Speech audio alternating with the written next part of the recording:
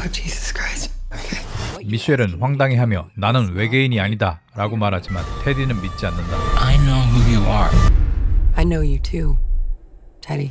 오히려 미셸이 계속 부인하자 흥분하여 미셸에게 달려든다. 테디와 더는 시골 어느 작은 마을에서 양봉을 하며 사는 사촌 형제이다. Magnificent. 테디는 희망도 없이 꾸역꾸역 불행한 삶을 이어가지만 한편으로는 자신만의 세계에 갇혀있고 But the bees, they're dying. 사촌 동생 더는 자폐인인데 순박하고 테디의 말에는 순종적이다. 그들의 주변에 가족이나 다른 사람들은 없고 단지 테디에게는 요양원에 식물인간으로 숨만 붙어있는 엄마가 있다. 10여 년 전 테디 엄마가 진통제 중독을 끊기 위해 제약회사인 옥솔리스에서 개발한 신약을 복용했다가 이런 비극적인 일이 발생한 것이다. 옥솔리스는 젊고 사회적으로 인정받는 사업가 미셸 풀러에 의해 운영되는 회사로 진취적이고 평등해 보이지만 사실은 외관으로만 그렇게 보일 뿐 실상은 이익만 쫓는 회사이고 미셸 역시 언제나 말만 그럴듯하게 할 뿐 사회적 공헌이나 직원의 복지 따위에는 관심이 없다. Thanks, Tony. Feel free to leave early. I mean, unless you're busy. Or you have things to do, but feel free if you can. Up to you. Yes, ma'am. Your call. 오로지 그녀가 관심 있는 것은 좋은 차, 필라테스, 그리고 좋은 집, 즉 상위 1%의 삶이다. 테디는 양봉으로는 생계가 힘들기에 옥솔리스의 창고에서 물건을 포장하는 일을 하고 있기도 한데 어느 날 그는 던을 설득하여 사장인 미셸을 납치하기로 계획한다. 마침내 디데이가 되고 테디와 던은 미셸의 집에 잠복해 있다가 집에 돌아오는 그녀를 가까스로 납치하는 데 성공한다. Magnificent. 마취로 정신을 잃고 누워있는 미셸을 보며 던은 테디에게 어떻게 형은 이 여자가 에얼리언인지 알아? 라고 묻고 How can you tell she's an alien? 테드는 미셸의 몸 구석구석을 살펴보고 마지막으로 스테이크를 많이 구워보면 잘라보지 않고도 알듯이 나는 미세한 차이를 보고도 알 수 있어 라고 대답한다. You don't even have to cut into it. You just know. 얼마의 시간이 지나 미셸은 서서히 정신이 드는데 자신의 긴 머리는 잘려나가 있고 얼굴과 온몸에는 하얀 연고가 발라져 있는 것을 발견한다. 그녀는 그들에게 궁금한 것을 묻는데 대화가 점점 이상한 쪽으로 간다. 내 머리카락 어디 갔어요? 우리가 잘랐어. 왜 내 머리를 잘랐어요? 너가 배랑 얘기하지 못하게 하기 위해서. 무슨 배요? 너네 모선? Your mothership? Okay. 이어서 테디는 말한다. 나는 너가 안드로메다에서 온 외계인이라는 걸 알아. 지구를 파괴하기 위해 온 것도. 너희 상관과 직접 얘기하고 싶어. 3일 후에 월식이 시작될 때 나를 너의 모선에 데려가줘. Oh, Jesus Christ. Okay. 미셸은 황당해하며 나는 외계인이 아니다 라고 말하지만 테디는 믿지 않는다. I know who you are. I know you too, Teddy. 오히려 미셸이 계속 부인하자 흥분하여 미셸에게 달려든다. 그러던 중 어느 날 자기 성격에 못 이겨 테디는 급기야 미셸에게 정기 고문을 한다. 하지만 그래도 원하는 대답을 얻지 못하자 테디의 인내는 한계에 다다르고 This is a joke then? Sorry, that was the best I could do. 그는 마침내 미셸에게 총을 들이대는데 바로 그 순간 미셸의 표정이 마치 다른 사람처럼 싹 바뀌더니 말한다. 이 멍청아, 너는 지금 무슨 일을 벌이고 있는지 알기나 해? 갑작스러운 반격에 테디는 움찔하고 미셸은 계속 말한다. 너의 말대로 나는 외계인이야. 하지만 파괴하기 위해서가 아니라 너희들을 구원하기 위해 지구에 왔지. 근데 너희들이 그걸 다 망쳐놓았어. 그리고 이어 그녀는 인류가 지구에 탄생하게 된 기원부터 거슬러 올라가 자신이 왜 지구에 왔는지 그리고 인류가 실제로 얼마나 끔찍한 존재인지 테디는 상상치도 못한 일들을 말하기 시작한다. I know what you are. 누구보다도 빠르게 찾아오는 리뷰. 깊이가 있고 공감 가는 리뷰. 영화 개봉 당일에 집에서 누구보다 빨리 최신 영화를 접하고 싶으시다면 구독, 알림 설정을 눌러주세요. 거기에 좋아요까지면 최고! 가여운 것들에서 보여준 자신만의 독특한 세계로 탄탄한 팬층을 보유하고 있는 요르고스 란티모스가 새 영화 부고니아로 돌아왔습니다. 특히 부고니아는 여러분도 다 아시다시피 손에 꼽히는 매니아 영화 중 하나인 장준환 감독의 지구를 지켜라를 원작으로 각색한 작품이어서 국내 영화 팬들에게는 더욱 많은 기대를 주고 있는 작품이죠. 중심 스토리와 몇몇 디테일은 비슷하지만 더 메뉴 등의 시나리오를 썼던 윌 트레이시가 시대와 장소에 맞게 다시 써서 원작과는 많은 차이가 있습니다. 저는 지구를 지켜라를 재밌게 보았고 그리고 지구를 지켜라가 한국의 SF 영화사에 큰 획을 그었다고 생각하지만 그만큼 아쉬움도 많이 느껴지는 영화라고 생각합니다. 우선 많은 한국 영화가 그렇듯이 지구를 지켜라에서도 역시 관객에게 웃음도 주고 동시에 눈물을 뽑아내야 한다는 강박이 느껴졌다는 것이 첫 번째 아쉬움이었고 2시간이라는 짧은 시간 동안 한 작품에 담고 싶은 것이 너무 많았다는 즉 과잉이라는 느낌이 두 번째로 큰 아쉬운 부분이었죠. 노동 문제, 학교 폭력 문제 등 하나만 다루기도 어려운 사회 문제들을 이것저것 다 다루면서 다크 코미디, 정극, SF를 넘나들면서 그런데 이것을 이어붙이다 보니 구성이 깔끔하게 느껴지지 않았습니다. 음식으로 비유하자면 재료와 양념이 너무 과했다고 할 수 있는데 과잉에서 조금 덜어내면 완벽한 영화가 탄생할 수 있지 않을까 기대했습니다. 거기에 이번 영화를 맡은 요리사가 최고의 셰프 요르고스 란티모스였으니 더더욱 기대가 컸죠. 결론적으로 말씀드리자면 요르고스 란티모스는 재료와 양념을 덜어낸 것은 물론이고 요리 자체를 전혀 다른 요리로 바꿔버렸습니다. 원래는 찌개였는데 딱 보니까 피자, 아니 그리스 사람이니까 그리스 요거트가 되어 있는 거죠. 제가 이렇게 말씀드리는 이유는 부고니아에서는 전체적인 장르나 톤뿐만 아니라 전달하고자 하는 핵심 메시지 그리고 주제까지 모두 바뀌었기 때문입니다. 지구를 지켜라의 중심 주제를 짧게 표현한다면 병구라는 한 사람이 사는 사회가 이렇게 폭력적이고 부조리한 것은 누군가, 즉 에어리언의 음모가 아니고서는 불가능하다라는 가정에서 출발한 사회풍자 블랙 코미디죠. 이런 메시지를 통째로 빼버린 것은 아니지만 부고니아의 중심 주제는 위선적인 자본가와 음모론자의 대결에 더 치우쳐져 있습니다. 물론 여기서 위선적인 자본가는 미셸이고 음모론자는 테디입니다. 영화에서 미셸은 자신이 외계인이 아니냐는 황당한 소리를 듣고 테디에게 얘기 좀 하자고 합니다. 하지만 여기서 그녀는 토크 좀 하자가 아니라 다이알로그 좀 하자고 하죠. Can we have a dialogue, please? 미국의 일상생활에서는 잘 쓰이지 않는 말입니다. 여기에 테디는 지금 우리 연극하냐? 라고 코웃음을 치며 대답하죠. 다이알로그는 사실 연극 지문에나 나올 법한 말이기 때문입니다. 사실 이것은 두 캐릭터의 성격을 굉장히 잘 설명해주는 장면이죠. 미셸이 토크라는 멀쩡한 말을 놔두고 다이알로그라는 말을 사용한 이유는 그녀가 혼자서 하는 말이 아닌 둘이서 하는 말, 즉 자신은 좀 더 평등한 단어를 골라서 사용하는 폴리티컬리 코렉트한 사람이라는 걸 표현하기 위해서 굳이 다이알로그라는 말을 사용했다고 할 수 있죠. 하지만 테디는 이것을 대놓고 비웃어버리죠. 오히려 어색한 단어를 쓰는 것을 보고 테디는 미셸이 외계인이라고 더 믿게 됩니다. 이렇게 말만 번지르르하게 하는 미셸도 문제가 있지만 테디가 사는 방식도 문제가 있습니다. 어쩌면 더 심각하죠. 테디는 유튜브 그리고 각종 SNS에 심취해 확증 편향의 늪에 빠져버린 인물입니다. 그에게 다이알로그는 존재하지 않죠. 자신이 믿는 바를 거스르는 의견에 대해서는 폭력적으로 응대합니다. 현실에서 테디와 맞아떨어지는 예들은 쉽게 찾아볼 수 있죠. 대표적으로 얼마 전에 유나이티드 헬스케어 CEO 살해 사건이 있습니다. 유나이티드 헬스케어라는 보험회사의 CEO를 루이지 맨지온이라는 청년이 살해한 것인데 사람들에게, 특히 미국의 사장님들에게 큰 충격을 준 사건이죠. 미국에선 워낙 보험이 개판이고 보험업체들이 도둑놈들이다 뭐다 인식이 안 좋아서 오히려 살해범을 두둔하는 여론도 많았습니다. 관심 있으시면 직접 찾아보시기 바랍니다. 이것은 최근에 일어난 사건입니다. 부고니아 촬영이 다 끝나고 개봉 전에 일어났기 때문에 영화를 보고 이 사건이 일어났다거나 이 사건을 참조해서 영화 시나리오를 쓴 게 아니라는 말씀이죠. 소름 돋지 않나요? 영화의 세계랑 실제의 세계가 너무 비슷하죠. 이래서 현실을 보고 영화 같다는 말이 있는 것 같습니다. 참고로 영화의 주연을 한 엠마 스톤도 한 인터뷰에서 이 사건이 영화의 내용과 너무 똑 닮아 있어서 깜짝 놀랐다고 합니다. 그렇다면 이렇게 현실에는 루이지 맨지오니가 있었다면 영화에서는 CEO를 납치하는 테디가 있는데 그가 믿는 것은 무엇일까요? 그는 자신과 꿀벌을 동일시합니다. 열심히 묵묵히 일하지만 어디에서도 보상받지 못하고 서서히 자신이 죽어간다고 믿습니다. 얼마 전부터 꿀벌들이 왜인지 모르게 사라지는 일들이 실제로 있죠.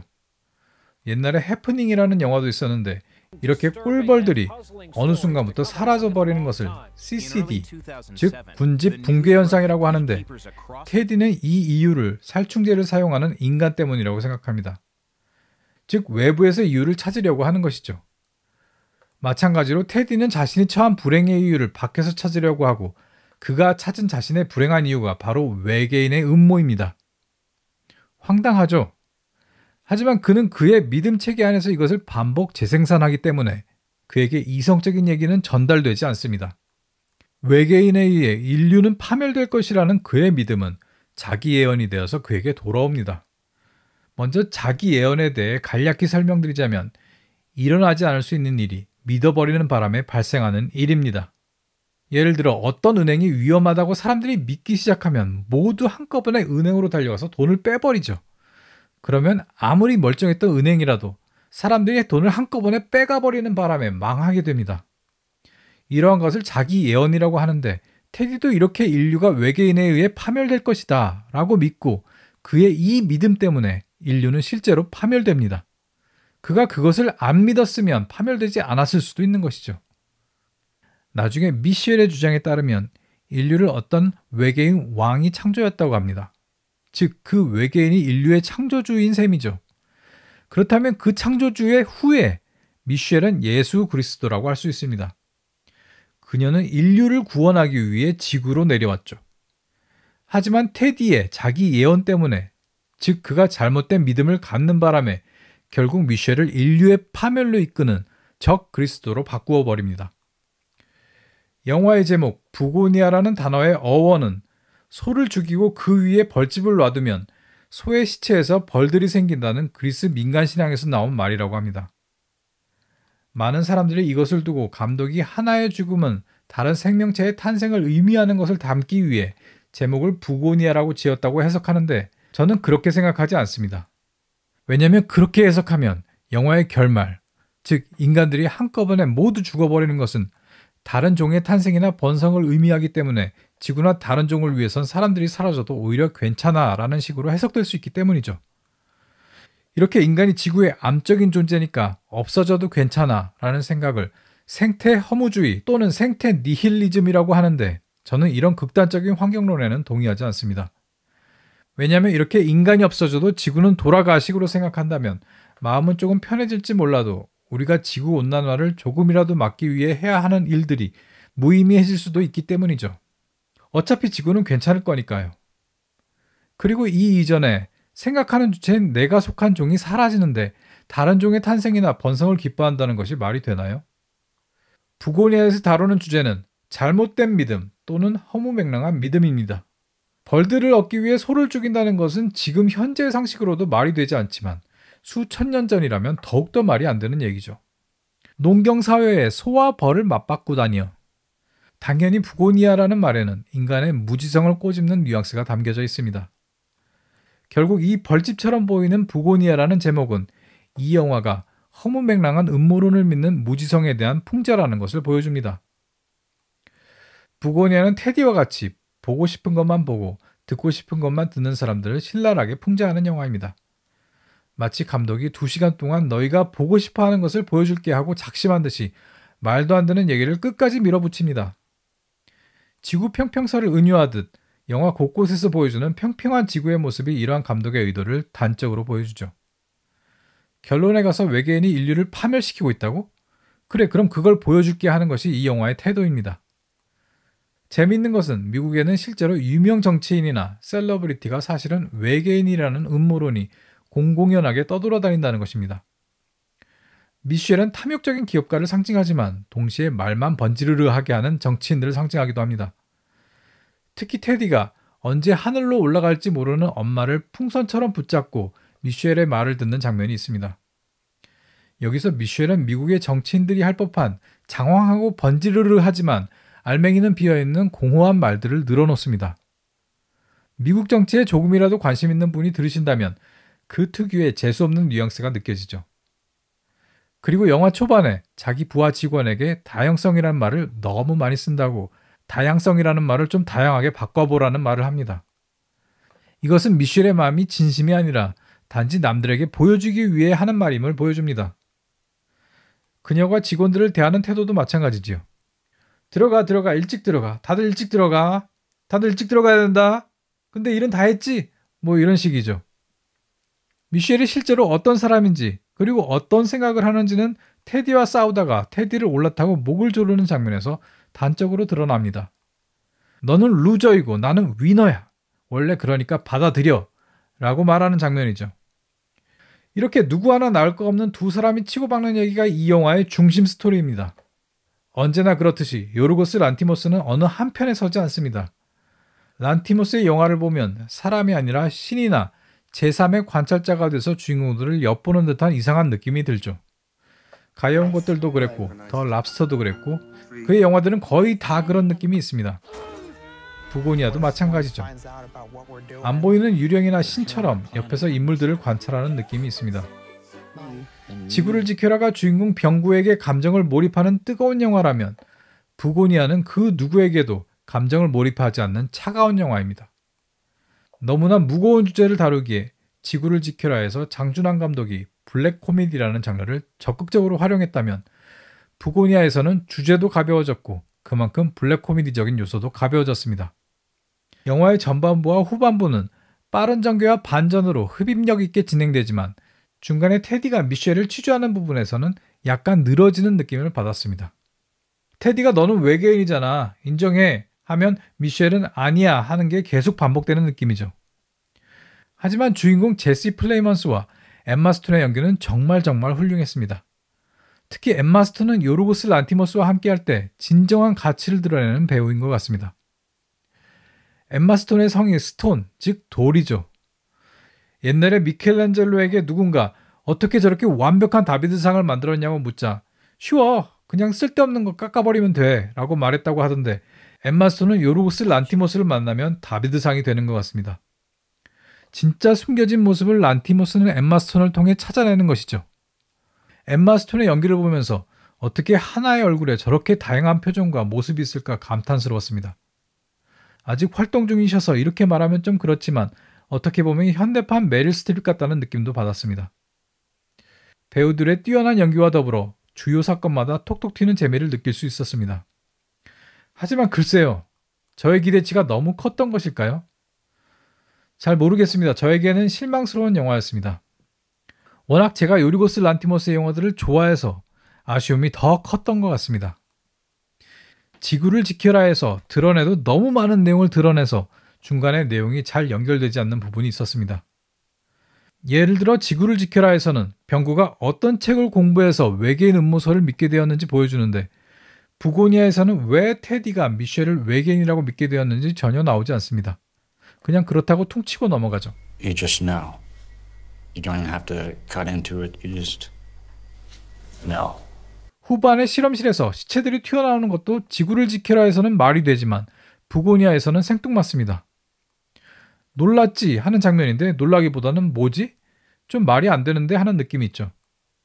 그리고 캐릭터들에게 일관성이 부족하는 것도 큰 단점이라고 할 수 있습니다.